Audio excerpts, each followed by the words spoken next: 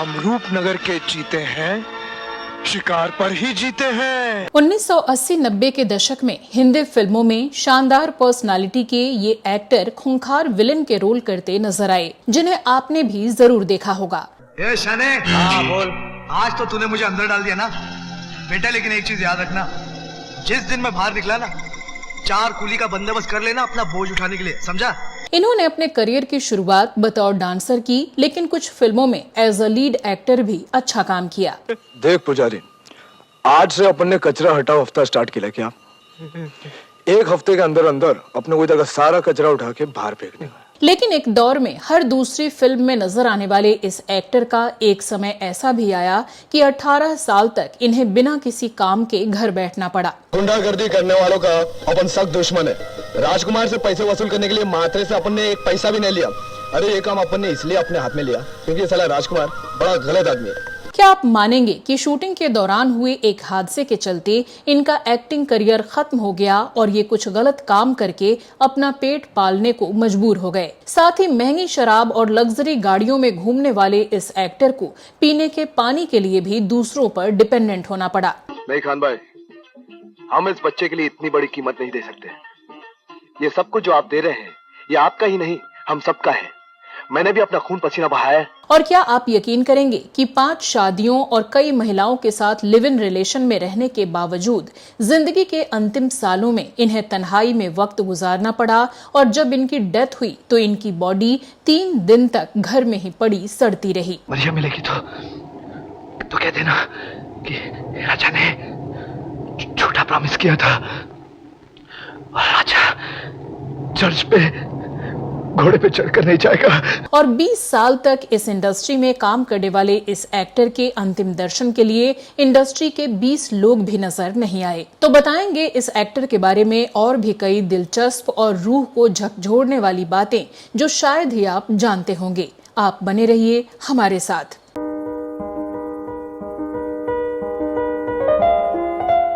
अरे जिस तबेले का दूध पिला पिला कर तेरे को इतना बड़ा किया, आज उसी तबेले को ताला मारने आ रहा है। वो कौन? लाल बादशाह बोलता है साला अपने आप को, लाल बादशाह। बॉलीवुड को माया नगरी यूं ही नहीं कहा जाता। यहाँ हर पल किस्मत बदलती रहती है। कुछ रातों रात स्टार बन जाते हैं तो कुछ ऐसा यू टर्न लेते हैं कि ऊंचाइयों पर पहुंचकर भी फर्श पर पटक दिए जाते हैं। ऐसा ही कुछ हुआ एक्टर महेश आनंद के साथ, जिन्होंने अपने करियर में 300 से ज्यादा फिल्मों में काम किया, लेकिन इनका अंत समय बेहद बुरा रहा। इस पर हम विस्तार से बात करें उससे पहले चलिए जानते हैं कि कौन थे महेश आनंद और फिल्मों में इनका आना कैसे हुआ था। अरे हरामजादे, पहचान मुझे। अरे मैं उसी मासूम लड़की का भाई हूँ जिसका खून तुमने किया है। महेश आनंद का जन्म 13 अगस्त 1961 को मुंबई में हुआ था। इनके पिता साउथ इंडियन थे जबकि इनकी मां महाराष्ट्रियन थी।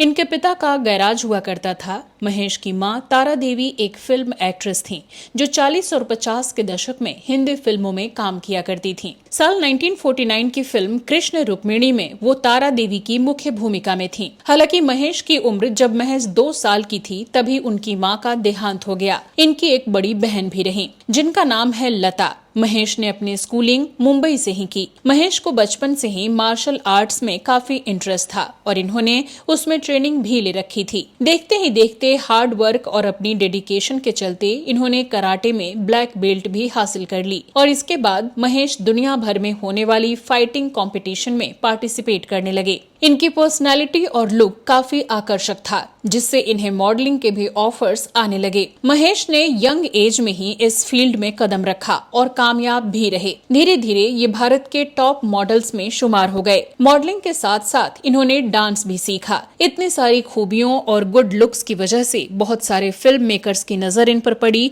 और फिर बॉलीवुड से फिल्मों के ऑफर आने भी शुरू हो गए। यहाँ अपने दर्शकों को बता दें कि महेश आनंद साल 1985 में आई फिल्म एडवेंचर ऑफ टार्जन के लिए डायरेक्टर की पहली पसंद थे, लेकिन किसी कारण से इन्हें ये रोल नहीं मिल सका। महेश ने अपने फिल्मी सफर की शुरुआत बतौर डांसर साल 1981 में आई फिल्म सनम तेरी कसम से की।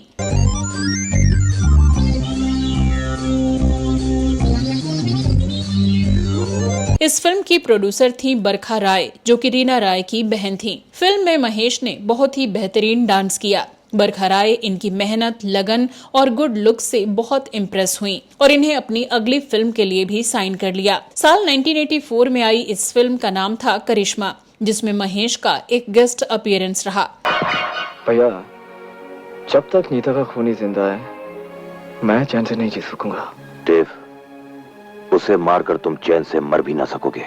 ये क्या कह रहे हैं आप? इन फिल्मों में काम करते हुए महेश और बरखा के बीच दोस्ती हुई, जो धीरे धीरे प्यार में बदल गई और फिर दोनों ने शादी कर ली। लेकिन ये शादी ज्यादा दिनों तक चल नहीं पाई और कुछ ही सालों में इनका डिवोर्स हो गया। इसी बीच साल 1986 में फिल्म सस्ती दुल्हन महंगा दूल्हा से बतौर लीड एक्टर इन्होंने फिल्मों में डेब्यू किया। सितारे पहरा लगाते हमारे चारों तरफ। लेकिन अफसोस ये फिल्म बॉक्स ऑफिस पर बुरी तरह से फ्लॉप हो गई, जिसके बाद फिल्म मेकर्स ने बतौर लीड एक्टर इनसे दूरी बना ली। हालांकि इसके बाद इन्होंने फिल्म शहंशाह से हिंदी फिल्मों में एक विलन के तौर पर नई पारी की शुरुआत की, जिसमें ये कामयाब भी हुए और देखते ही देखते इन्होंने गंगा जमुना सरस्वती, तूफान और विश्वात्मा जैसी कई फिल्मों में बेहतरीन एक्टिंग की। वो तो वक्त आने पर पता चलेगा, लेकिन अगर इस वक्त यहाँ से जाना है तो टैक्स देना पड़ेगा, वरना जाओ सरकारी पुल से। इसे तुमने तोड़वाया है? अगर हमने तोड़वाया है तो जाकर दूसरा बनवा लो। महेश हिंदी फिल्मों में विलेन के रूप में फेमस हो गए और ये लगभग हर दूसरी फिल्म में दिखाई देने लगे। हम इस बच्चे के लिए इतनी बड़ी कीमत नहीं दे सकते। ये सब कुछ जो आप दे रहे हैं, ये आपका ही नहीं, हम सबका है। मैंने भी अपना खून पसीना बहाया है। अफसल,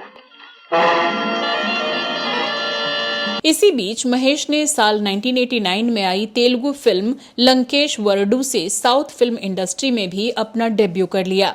అందుకే నువ్వు గాడ్ ఫాదర్ కాకూడదు। మరెవరు కావాలి? శంకర్ అతను? yes, అప్పుడే స్టోరీ ఇంట్రెస్టింగ్ గా ఉంటుంది। इसके बाद इन्होंने बैक टू बैक तेलुगु भाषा की कई फिल्मों में शानदार काम किया। साल 1996 में आई फिल्म शिव शक्ति में महेश ने मेन विलेन का रोल अदा किया और फिल्म भी सुपरहिट रही। लास्ट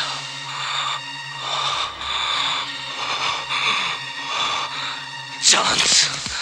ये फिल्म अग्निपथ की रीमेक थी, लेकिन फिल्म महेश के लिए बदकिस्मती लेकर आई। इस पर बात करते हुए महेश ने अपने एक इंटरव्यू में बताया था कि 80-90 के दशक में आज की तरह स्टंट के लिए पर्याप्त सुरक्षा उपकरण नहीं होते थे और ऐसे ही एक स्टंट के दौरान मुझे ऐसी चोट लगी कि मैं 6 महीने तक अस्पताल में एडमिट रहा और डॉक्टर्स की एडवाइस के चलते उसके बाद 3 साल तक घर में बेड रेस्ट पर ही पड़ा रहा। इसी दौरान मेरा वजन 38 किलो कम हो गया और मेरी हड्डियां खराब होने लगी। इस बीच इनके पास जितनी भी फिल्में थीं, उनमें इनकी जगह दूसरे कलाकारों को ले लिया गया और सारी फिल्में इनके हाथ से निकल गईं। हालांकि महेश ने ठीक होने के बाद काम पाने के लिए बहुत कोशिश की, लेकिन काम मिला नहीं। बीमारी और बेरोजगारी ने इन्हें तोड़ कर रख दिया। इनकी सेविंग्स खत्म हो चुकी थी और अपना खर्च उठाने के लिए ये छोटी मोटी नौकरी करके गुजारा करने को मजबूर थे। बताया जाता है कि ये वो दौर था जब महेश ने कुछ ऐसे भी काम किए जिसे समाज में इज्जत की नजरों से नहीं देखा जाता। साल 1992 में सिने ब्लीड्स मैगजीन के एक रिपोर्टर ने महेश आनंद के इंटरव्यू के लिए इन्हें कॉल किया, लेकिन महेश ने रिपोर्टर को होल्ड पर रखकर दूसरे कॉल पर अपनी बातचीत जारी रखी, जिसमें इन्हें एक स्कॉट का काम करने के लिए 10,000 रुपए ऑफर हो रहे थे और महेश ने इस बात को सीक्रेट रखने के लिए क्लाइंट को रिक्वेस्ट की। रिपोर्टर ने ये बातें सुन ली और इसे मैगजीन में छाप दिया, जिसके बाद ये खबर बॉलीवुड गलियारों में कई महीने तक सुर्खियां बनी रही। और तू अभी अभी इसी कागज के टुकड़े पर हमारे खिलाफ पुलिस स्टेशन में कंप्लेन लिख कर आई थी ना? ये देख, यही है ना वो कागज का टुकड़ा, है ना? ये बेकार है। महेश आनंद 90 के दशक में एक बार फिर चर्चा में आ गए थे जब इन्होंने सड़क किनारे सो रहे 3 लोगों पर कार चढ़ा दी थी। ये हादसा अमिताभ बच्चन के घर के सामने हुआ। महेश नशे की हालत में रात में कार ड्राइव कर रहे थे और सड़क किनारे सो रहे 3 मजदूरों पर गाड़ी चढ़ा दी। इस घटना के बाद इन्हें बहुत दिनों तक लीगल बैटल से भी जूझना पड़ा। बाद में अमिताभ बच्चन ने मदद की और महेश को सारे लीगल पचड़ों से निकलवाया। कौन हो तुम? गंगा, इस तरह अंदर आने का मतलब? जब भी गंगा के कान में किसी मजलूम की आवाज पहुंचती है तो गंगा की ट्रक की इंजन को दुनिया की कोई भी ताकत नहीं रोक सकती। प्रोफेशनल और पर्सनल लाइफ की इन सभी प्रॉब्लम से महेश बेहद परेशान रहने लगे। इन्हें शराब पीने की लत लग गई और ये अपने दोस्तों से पैसे लेकर शराब पीने लगे, जिसकी वजह से उनका जो थोड़ा बहुत बचा हुआ करियर था वो भी खत्म हो गया। काफी नेम फेम हासिल करने के बाद भी इन्होंने अपनी बची हुई जिंदगी बेहद गरीबी में बिताई। एक समय वो भी आया कि इनके पास पानी खरीदने के भी पैसे नहीं थे। साल 2017 में इन्होंने एक फेसबुक पोस्ट शेयर करके अपना दर्द बयां किया। पोस्ट में इन्होंने लिखा था कि मेरे पास इन दिनों पीने का पानी खरीदने के भी पैसे नहीं हैं, कोई परिवार नहीं है और ना ही इस दुनिया में कोई दोस्त है। खैर, अगर महेश की पर्सनल लाइफ पर नजर डालें तो वो भी बहुत उथल पुथल भरी रही। इन्होंने एक नहीं बल्कि 5 बार शादी की। पहली शादी एक्ट्रेस रीना रॉय की बहन प्रोड्यूसर बरखा रॉय से की, जिसके बारे में हम पहले ही बता चुके हैं। इसके बाद साल 1987 में इनकी दूसरी शादी Miss India International Erica Maria D'Souza से हुई। दोनों का एक बेटा त्रिशूल आनंद हुआ, लेकिन ये दूसरी शादी भी जल्द ही टूट गई और तलाक के बाद मारिया ने त्रिशूल का नाम बदलकर एंथनी वोहरा रख दिया। एरिका के फेसबुक अकाउंट पर दी गई जानकारी के मुताबिक वो अब ओंटारियो मिनिस्ट्री ऑफ हेल्थ में नर्सिंग कोऑर्डिनेटर हैं। आनंद की तीसरी शादी एक्ट्रेस मधु मल्होत्रा से 1992 में हुई, जो कि 80 के दशक की एक्ट्रेस थीं। उन्होंने कर्ज और सत्ते पे सत्ता नाम की फिल्मों में साइड एक्ट्रेस के तौर पर काम किया था।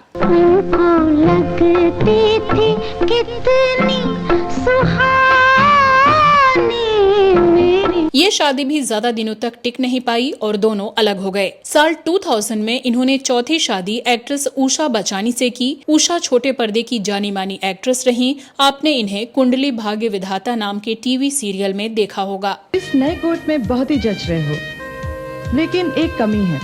वो क्या? गुलाब का एक फूल,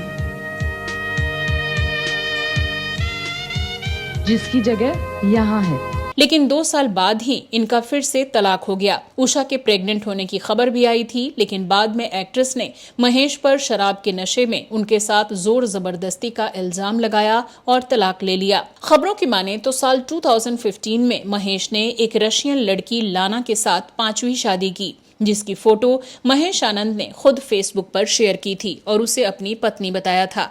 अगर तुम्हारे को अपन के साथ शादी करने से इनकार है ना, तो भी बोलो, क्योंकि शकुंतला के सामने अगर तुमने बोल दिया तो उसका दिल टूट जाएगा। कोई भी लड़की तुम्हें इनकार कर सकती है? महेश की आखिरी फिल्म का नाम था रंगीला राजा, जो साल 2019 में बनी थी।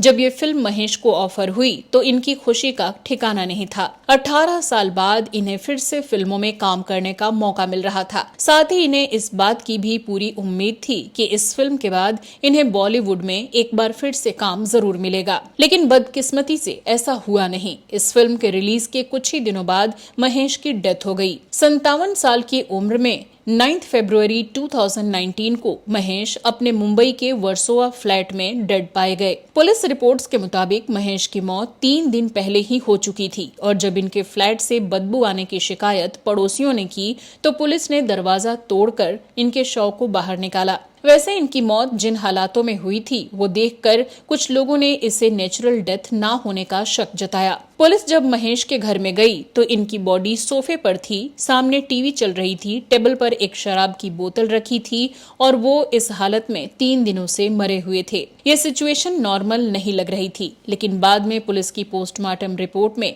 इसे नेचुरल डेथ ही करार दिया गया। महेश आनंद अपने फिल्मी करियर में अमिताभ बच्चन, गोविंदा, संजय दत्त, सनी देओल, मिथुन चक्रवर्ती जैसे अपने दौर के तमाम बेहतरीन एक्टर्स के साथ 300 से ज्यादा फिल्मों में नजर आए, लेकिन फिर भी ये बॉलीवुड में एक अच्छा मुकाम हासिल नहीं कर पाए। पर्सनल लाइफ में भी इतनी शादियों के बावजूद ये अकेलेपन से जूझते रहे और आखिरी वक्त में भी अकेले ही इस दुनिया को अलविदा कह दिया। जब इनकी मौत हुई तो इनके पास घर में कोई भी मौजूद नहीं था। एक मल्टी टैलेंटेड शख्स की जिंदगी का यूं बर्बाद हो जाना और गुमनामी में इस दुनिया से चले जाना वाकई बेहद दुखद रहा। लेकिन ये फिल्म इंडस्ट्री का सच है कि जब किसी का सूरज उगता है तो लोग उसे सलाम करते हैं और जब सूरज डूबने लगता है तो कोई उसके आसपास पास भी नजर नहीं आता। तो महेश आनंद की बर्बादी में इनका खुद का भी बहुत बड़ा हाथ रहा, जिन्होंने अपने पैसों को कभी गलत जगह पर उड़ाया तो कभी पानी के लिए भी तरसते नजर आए। 5-5 शादियां और बार-बार डिवोर्स ने भी इनकी जिंदगी और करियर के डाउनफॉल में बड़ी भूमिका निभाई। तो दोस्तों, आपको क्या लगता है, महेश आनंद की बर्बादी के पीछे कौन से फैक्टर सबसे ज्यादा जिम्मेदार रहे, जिसने उन्हें अकेलेपन और दर्दनाक मौत की तरफ ढकेल दिया? कमेंट बॉक्स में जरूर बताइएगा। अगले एपिसोड में आपसे फिर होगी मुलाकात। तब तक के लिए नमस्कार।